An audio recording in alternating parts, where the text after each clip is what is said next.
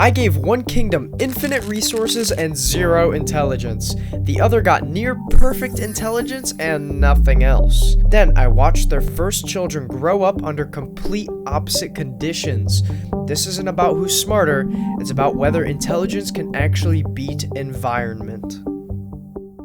Alright, to start this off, we gotta build the plots for both sides. Let's make the idiot side full of resources. The geniuses get a pond, acid geysers, and a few critters. 100 idiots, and genetically modify them so they're all stupid. 10 geniuses, genetically modify them so they're all insanely smart. From this point on, intelligence and environment are no longer equal variables. One side can afford to make mistakes, but the other can't.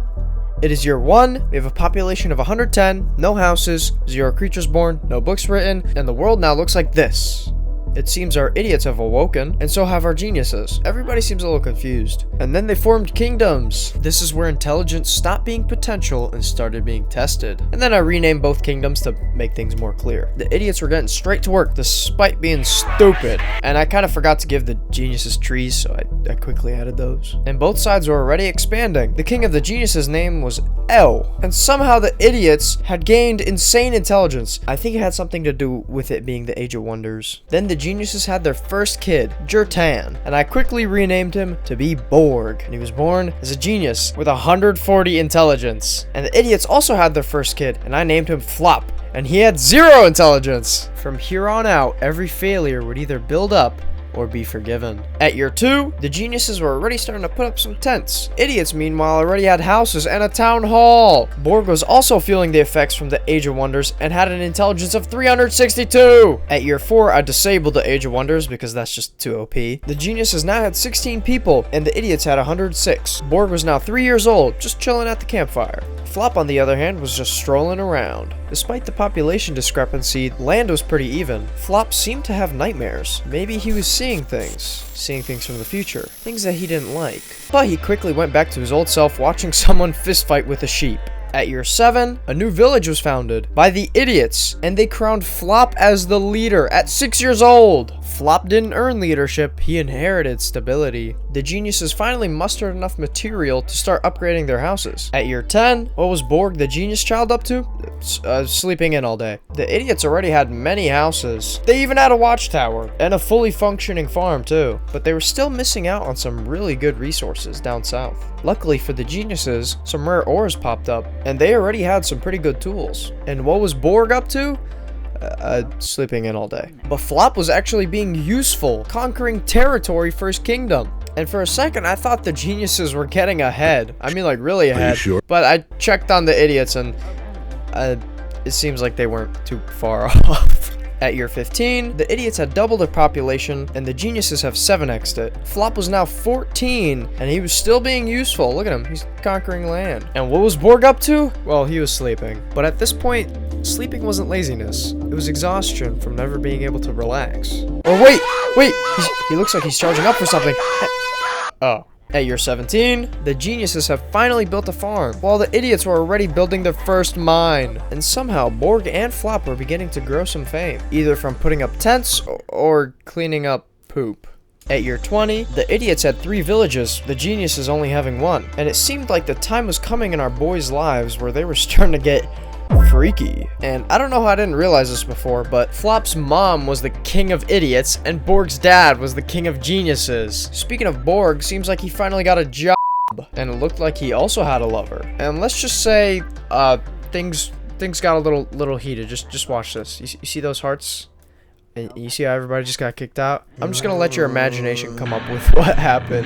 And Borg was so happy after the first time he cracked. I mean, look at him. Flop at 20 years old now had 2 kids. At year 22, the geniuses finally started their second village and crowned Borg as the leader. And at 20 years old, he also had 2 kids. It seemed like the geniuses were starting to finally get it all together. I mean, they built a library and a town hall. Look how close the idiots were to the adamantine, but I don't think they knew what it was. At year 25, Borg was just doing his job while inspiring the youth. The idiots finally started mining the adamantine. Out of nowhere, Borg seemed upset, so I checked in on him, and his lover line was no longer there, meaning his wife had died.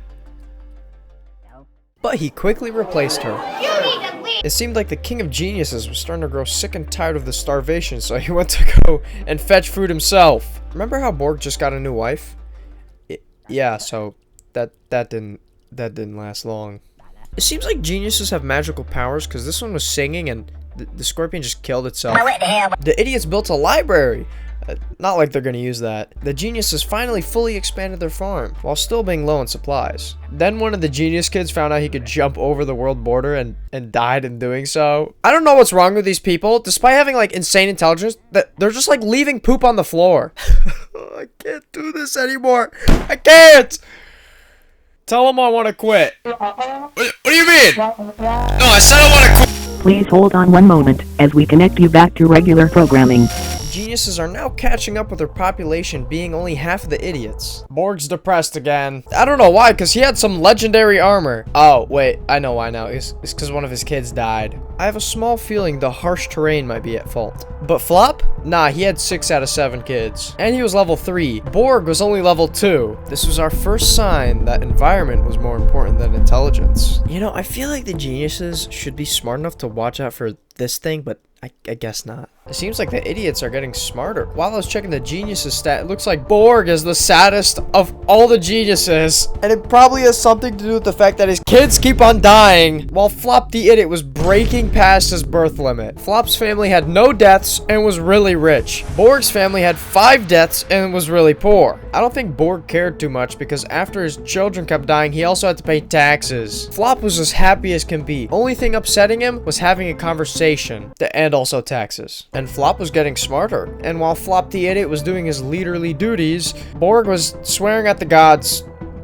At me. And now it's year 50. Population is 690 and 2 religions created, but we'll get back to that. And 790 deaths. 181 of those being from the acid geyser I put down. As for the religions created, they were both on the geniuses side, and this will give him a large advantage later on, like spawning skeletons. The geniuses finally started expanding downwards, and you can see they've really started to get things together. I mean, look at this beautifully organized town. And they're rich. And they started a second farm too. Despite having harsh territory, they're doing pretty well. The idiots have managed to mine half the adamantine, but they haven't touched the gold. Borg is finally happy, and he's in love. One of his kids finally survived to adulthood, now having 5 kids of her own. At 50 years old, Borg found another lover, who was half his age, and they already cracked?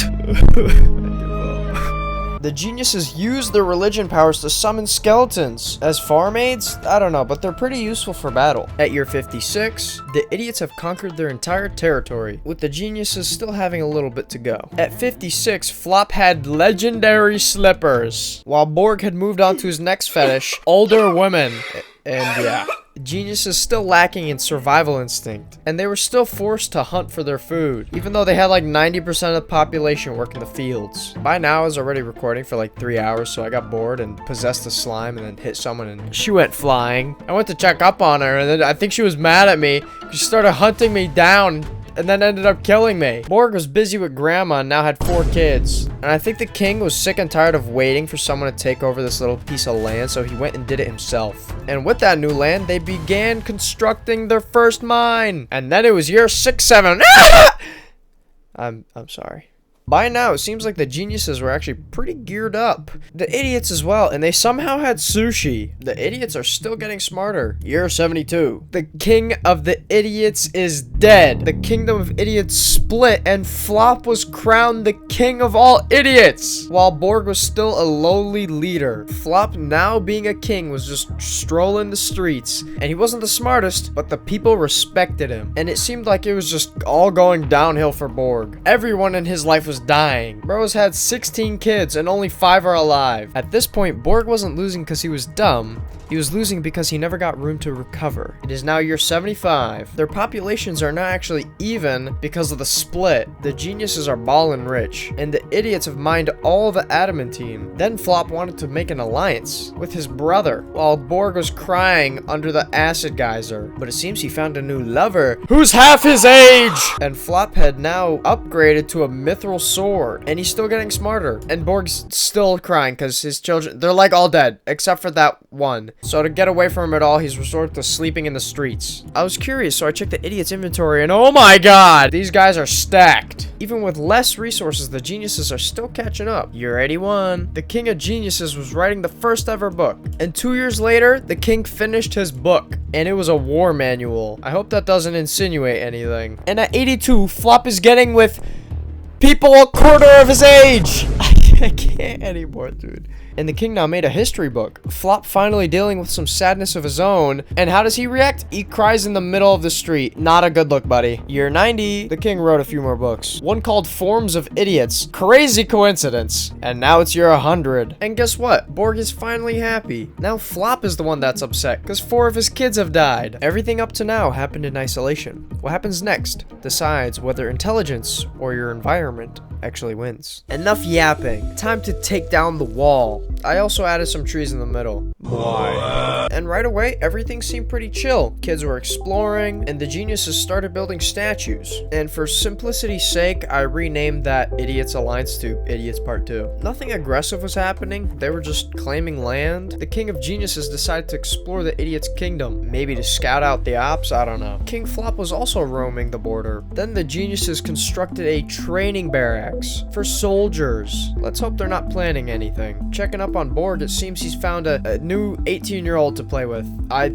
I don't even care anymore. And everything seemed peaceful. The geniuses had now built statues at the entrance of their village. And at year 103, King Flop was claiming some land, and I think he got a little greedy because he started a war plot. I think the geniuses knew because their soldiers were now preparing for war. And then it was official. The Kingdom of Idiots had declared war on the geniuses. But this war wasn't really about land. It was about which advantage would survive. And King Flop went straight into battle. He did not waste no time. And I don't think he thought this through because he got gangbanged and then died. And war raged on without him. Borg was in his house just chilling while his friends and family were fighting for their lives. And it seemed like the tides were starting to turn. Arrows were flying, swords were clanging, and bodies were falling. And King Eo himself of the geniuses was in the middle of it all. And of course, because Borg decided to stay home alone, he had to fight a mini army all by himself. And when he noticed how many there were, he did not waste a second to defect to the Kingdom of Idiots. And first chance he got, he actually separated from them as soon as he could, creating his own mini-kingdom, which made him king. Going back to the war, the idiots were now almost extinct, with a giant army of geniuses just waiting for that land to be claimed as their own. And just like that, the Kingdom of Idiots had fallen. But our story doesn't end here, and as the King of Geniuses was about to finish his next book, he mysteriously died. And I don't think the geniuses liked a traitor, so they declared war on Borg's mini-kingdom. Honestly, I think they just wanted to go and beat him up. And on the verge of death, Borg tried running, and he ran. Really ran. Look how fast he goes. But alas, you cannot outrun everything, and Borg was finished off and died. Borg didn't fail because he lacked intelligence. He failed because intelligence arrived too early and support too late. The geniuses went on to go and conquer the rest of the world, fairly easily actually. And at year 110, the geniuses had conquered the world. Intelligence can accelerate progress, but only after stability exists. Without it, even a genius can collapse under pressure.